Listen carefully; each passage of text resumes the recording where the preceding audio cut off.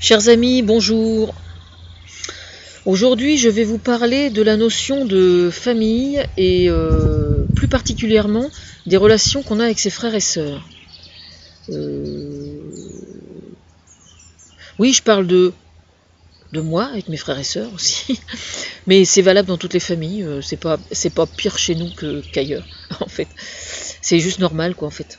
Comme quoi, je suis relativement normale. En fait, ce qu'on observe c'est un enrichissement d'avoir des frères et sœurs, bien évidemment. Moi, je plains les enfants qui sont seuls.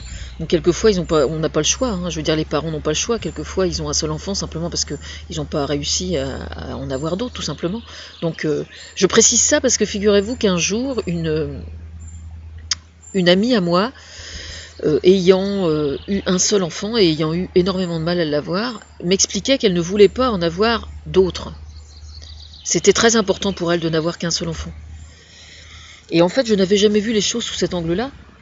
Je pensais, moi, que décider d'avoir un seul enfant était quelque part quelque chose de relativement égoïste. Et en fait, enfin, relativement égoïste.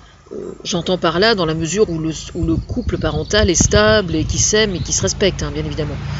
Et puis en fait, elle m'a montré les choses sous un angle bien différent.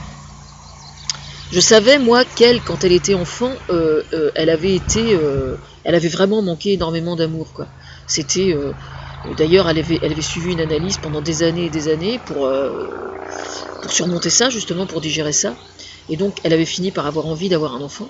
Et elle m'a dit, en fait, quand on décide, enfin, quelquefois, pas toujours, bien évidemment, mais quelquefois, quand on choisit de n'avoir qu'un seul enfant, c'est parce qu'on n'a pas été suffisamment aimé quand on était enfant. Et donc, on préfère en avoir qu'un et être sûr qu'il ait tout ce qu'il faut, plutôt que de risquer d'en avoir plus, et puis de savoir qu'on part perdant et qu'on n'arrivera pas à lui donner la quantité d'amour dont il a besoin. Voilà, donc c'est important. Alors si j'explique ça, justement, c'est important de le savoir parce que je sais, moi, qu'il existe certains enfants uniques qui en veulent à leurs parents, quoi. Moi, je connais des enfants uniques qui ont carrément pourri la vie de leurs parents pendant toute leur enfance, quoi. Parce qu'ils voulaient un petit frère, une petite sœur, etc.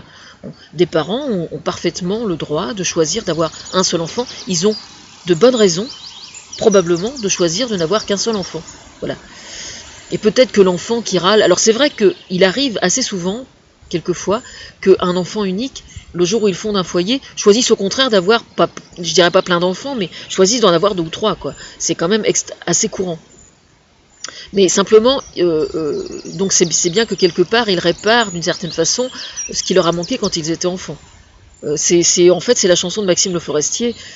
Toi, le frère que je n'ai jamais eu, si tu savais ce que j'ai eu, etc., etc. Je mettrai le lien sous la vidéo.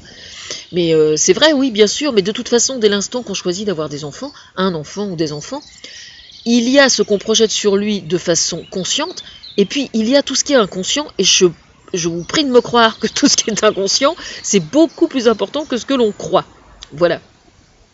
Alors, c'est Boris Cyrulnik qui avait dit, je ne sais plus où est-ce que j'avais lu ça, ou est-ce que... Non, je l'avais entendu à une émission de télévision. Il expliquait, il a tout à fait raison, il expliquait qu'au sein d'une même famille, qu'il y ait 2, 3, 4, 5 ou plus d'enfants, en fait, les parents étaient parents différemment pour chacun des enfants.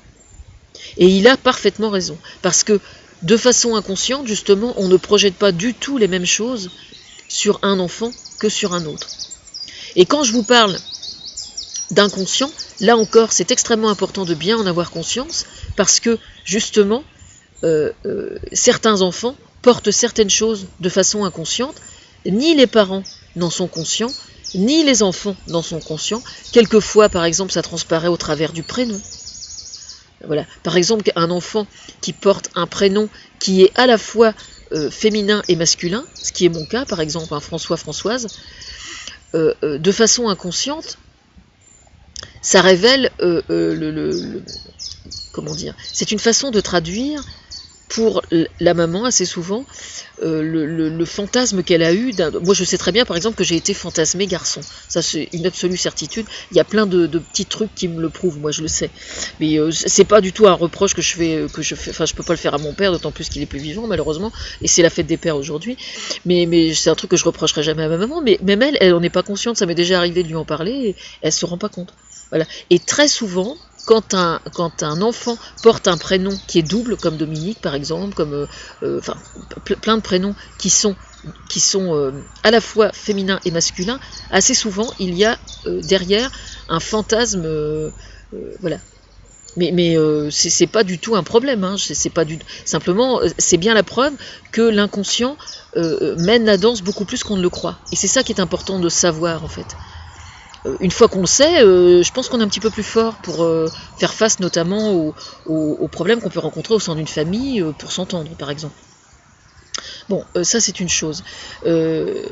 Ensuite, je vais en revenir à l'argent au sein des familles, parce que c'est un réel problème, en fait. C'est un réel problème. Et on a actuellement justement un cas très intéressant, un cas d'étude absolument merveilleux entre Marine Le Pen et son père, par exemple. Nous savons tous maintenant que Jean-Marie Le Pen s'est enrichi dans une période de sa vie de façon parfaitement frauduleuse. Et alors, j'ai une excellente nouvelle à vous annoncer, c'est que j'ai un copain qui m'a annoncé hier soir que ça y est, cette fois-ci on le tient.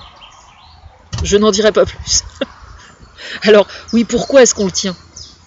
Eh bien parce que justement, de toute l'histoire de la Ve République, malheureusement, les ministères de la Justice et donc les juges ont toujours été sous la coupe du président de la République. C'est-à-dire qu'en fait, ils n'avaient pas le choix. Voilà. Et la nouveauté avec François Hollande, c'est que justement, quand on prétend que la justice est indépendante du pouvoir, eh bien c'est qu'elle l'est réellement. Voilà. On a eu la preuve avec Cahuzac, mais mon petit doigt m'a dit hier soir, plus exactement, qu'on n'est pas, qu'on va encore avoir des surprises, et je pense qu'on va avoir des surprises malheureusement peut-être dans des familles politiques auxquelles on ne s'attend pas. Je n'en sais pas plus. Je n'en sais pas plus. Mais bon, voilà. C'est probablement l'explication d'ailleurs pour laquelle je ne fais pas partie du gouvernement, je ne suis reconnue officiellement par absolument personne, et du coup c'est pas plus mal, quoi. Je vais essayer d'être philosophe hein, quand même, parce que bon, enfin voilà, l'explication elle est là. Toujours est-il que donc la justice en France est parfaitement indépendante du pouvoir, et c'est bien ce qui fait chier tout le monde, en fait. Voilà. Et donc, on m'a expliqué hier que ça faisait quand même plusieurs décennies que certains juges essayaient de fourrer leur nez dans les magouilles des Le Pen. Et la bonne nouvelle, c'est que cette fois-ci, étant donné justement que la justice est parfaitement indépendante du pouvoir, eh bien le ménage va vraiment être fait, quoi. Ça, c'est une excellente nouvelle. Et pour moi, aujourd'hui, comme c'est la fête des pères, eh bien c'est un excellent cadeau de fête des pères qui m'est fait à moi. Oui, je suis un petit peu le père, pourquoi pas. Vous savez, en chaque femme réside une part masculine, et en chaque... enfin, vous voyez ce que je veux dire, quoi. Voilà. Alors, pour en revenir à l'argent, quand je dis que les Le Pen, c'est un cas d'étude absolument merveilleux, je pèse mes mots. C'est vraiment un cas d'étude merveilleux, parce que, alors pour le coup, Marine Le Pen est quelqu'un de vraiment pas catholique, c'est le moins qu'on puisse dire. Quand on voit les relations qui existent entre les intégristes catholiques et le Front National, c'est extrêmement rigolo comme expression. Vous aurez noté, j'espère. Déjà, ça me fait beaucoup rigoler déjà. Mais bon, elle ment comme un arracheur de dents, par exemple. Hein. J'ai fait une vidéo sur, j'ai le tract au moment des européennes. Là, le tract que j'ai eu dans la boîte aux lettres, je l'ai décortiqué. C'est 90% de mensonges qui sont démontrables, hein, qui sont démontrables par les chiffres. Voilà. Vous pouvez aller voir ma vidéo, c'est expliqué. Bon. Alors pourquoi est-ce que c'est un cas d'étude intéressant ? Eh bien parce que s'il est une chose dont Marine Le Pen n'est pas responsable, hein, son enrichissement personnel à elle en tant qu'individu, c'est une chose. Je ne sais pas si elle fera l'objet de poursuites ou pas, c'est à la justice de décider, c'est pas à moi. Par contre, l'enrichissement frauduleux de son père, à elle n'en est pas, elle, responsable. Et ça, malheureusement, il y a énormément d'enfants qui ont la vie complètement pourrie parce qu'ils ont des parents qui sont pourris, tout simplement, malheureusement. Hein. Alors évidemment, les cas les plus courants, ce sont les gens, par exemple, qui se sont rendus coupables de la spoliation des biens juifs pendant la Seconde Guerre mondiale. Ces gens-là ont eu des enfants, des petits-enfants, etc. Et donc il y a du nettoyage de fait depuis plusieurs années, notamment grâce à moi, justement, parce que j'ai mis l'accent sur ce truc-là. Donc il y a notamment énormément d'œuvres d'art qui étaient maintenues en Allemagne dans certaines familles et tout, qui commencent à retrouver leur place chez les véritables propriétaires, ou etc., etc. Donc ça c'est super, je suis super contente de ça aussi. Mais ce que je veux dire, c'est que au sein des familles, l'argent malheureusement pervertit aussi énormément la relation que les parents ont avec chacun des enfants et la relation que les enfants ont les uns avec les autres. Parce que les parents, à plus forte raison s'ils ont des problèmes de couple d'une part et puis des problèmes psychologiques d'autre part, quelle que soit la nature, ça peut être des problèmes d'ordre professionnel, du stress, enfin que sais-je, ils ont tendance... Enfin, c'est pas qu'ils ont tendance, c'est qu'ils font, malheureusement, ils tentent de réparer ou de compenser les erreurs qu'ils ont commises, ou qu'ils pensent avoir commis, parce que quelquefois, ils sont accusés aussi de certaines choses dont ils n'ont jamais été coupables. Mais l'enfant le perçoit comme ça, et si l'enfant le perçoit comme ça, il faut l'entendre.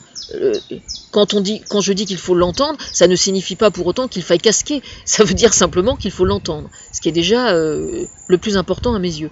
Toujours est-il que quand les parents font comme ça des sortes de cadeaux à certains de leurs enfants pour compenser certains manquements qu'ils auraient eus ou qu'ils ont eus, ça pervertit d'autant plus les relations des enfants les uns avec les autres, les uns envers les autres. Et ça, c'est quand même un gros problème. Et je pense que quand les enfants le savent et le comprennent, c'est déjà un énorme point de positif. Alors vous me direz comment faire quand on est parent et qu'on a des enfants. Pour information, j'ai 3 grandes filles, moi. Et je n'attends qu'une chose, c'est précisément de retrouver ma liberté sur le plan juridique, de ne plus être mis sous tutelle, pour pouvoir, dans la mesure du possible, les aider toutes les 3, bien évidemment. Parce que je n'ai jamais pu aider financièrement la moindre de mes filles, étant donné que je suis sous tutelle. Voilà. Ça c'est une chose, j'ai hâte de pouvoir le faire. Mais justement, étant donné que c'est un point, moi, que je trouve extrêmement intéressant, dans ce qui se passe dans les familles en règle générale, j'essaie de faire attention le plus possible à la mienne, bien évidemment, et j'ai posé la question, moi justement, à ma notaire, mais il y a longtemps, il y a bien 2-3 ans, parce que justement j'avais dû en parler, je crois, sur mon forum. Et elle m'avait dit, parce que moi je voulais savoir comment faire pour les miennes, quoi, tout simplement. Je dis, le jour où je vais pouvoir, comment est-ce que je peux faire? Et elle m'a expliqué. Elle m'a dit, le seul et unique moyen d'aider ses enfants financièrement, et que ça pose le moins de problèmes possible, c'est de leur donner la même somme d'argent au même moment. C'est extrêmement important de bien comprendre au même moment. Parce que si jamais vous donnez à des moments différents, si vous dites par exemple, bon ben, là je vais faire un chèque de temps pour mon gamin, et puis dans 2 ans je donnerai au deuxième, puis dans 2 ans au troisième, puis dans 2 ans au quatrième, etc. Eh bien ce qui se passe, c'est que, étant donné que chaque enfant fait des choix de vie différents, et puis a un parcours individuel, je veux dire, selon que un de vos enfants va avoir une vie amoureuse stable, et puis il va pouvoir se reposer sur quelqu'un qui est vraiment solide, il va avoir un parcours complètement différent de quelqu'un qui va choisir, qui va aimer quelqu'un qui a un métier plus à risque et plus chaotique, ce qui ne veut absolument pas dire qu'il soit moins méritant. Simplement, il peut tout simplement faire le choix d'exercer un métier qui soit un petit peu plus à risque, et c'est à l'enfant de l'assumer dans ce cas-là et à personne d'autre. Voilà. C'est pour ça qu'elle m'a expliqué qu'il était très important de donner à ses enfants la même somme au même moment. Et en procédant de cette façon-là, absolument aucun enfant ne peut venir la ramener en disant oui, dis donc, c'est pas normal, etc., etc. Non, il s'écrase, et puis comme ça, tout le monde a la même chose au même moment. Et je pense que c'est comme ça que je ferais, moi. Quitte à donner moins, je donnerais moins, je donnerais ce que je pourrais, et puis c'est tout, je ferais comme tout le monde. Hein. Voilà. Et donc c'est extrêmement important de faire la même chose pour chacun de ses enfants au même moment. C'est extrêmement important. Voilà. C'est comme ça qu'il faut faire. Oui, c'est moi qui me le dis, à la question est-ce que je me la pète? Bah non, je me la pète pas, je suis sous tutelle, non, je me la pète pas, je crois pas que je me la pète. Simplement, j'observe autour de moi, quoi. J'observe ce qui se passe, et voilà. Et je connais énormément de parents qui sont vraiment des bons parents, quoi, qui ont un très très bon dialogue avec leurs enfants, Et puis il y a un de leurs gamins qui est fâché et qui ne fout plus les pieds chez les parents, qui est définitivement fâché, et personne n'a jamais pu comprendre quoi. Oui, élever des enfants, c'est pas facile, voilà. Mais il n'y a que celui qui en a pas qui peut pas comprendre ce que c'est, effectivement. Mais il arrive aussi que quelqu'un qui n'a pas d'enfant et qui a choisi de ne pas en avoir fasse des réflexions sur l'éducation qui soient tout à fait pertinentes. Ça m'est arrivé un jour, pas à mon sujet, mais j'étais allée voir une copine qui n'avait pas d'enfant. Et elle observait quelque chose chez une de ses sœurs, je crois, qui avait des enfants, et elle s'était permis de faire une petite réflexion, et la frangine lui avait dit mais toi, de toute façon, t'as pas de gamin, tu peux pas savoir. Pas savoir quoi. Quelqu'un qui observe peut très bien faire des réflexions qui soient tout à fait pertinentes. C'est pas un jugement, c'est juste une réflexion. Je veux dire, faut essayer d'être un peu tolérant, quoi. Vraiment. Hein. Voilà. Alors bonne fête des pères à tous les papas, tous les papas quinquas, jeunes papas, vieux papas, papa poule, papa canard, papa pigeon, papa cheval, papa girafe. Papa girafe. J'aime bien les papas girafes.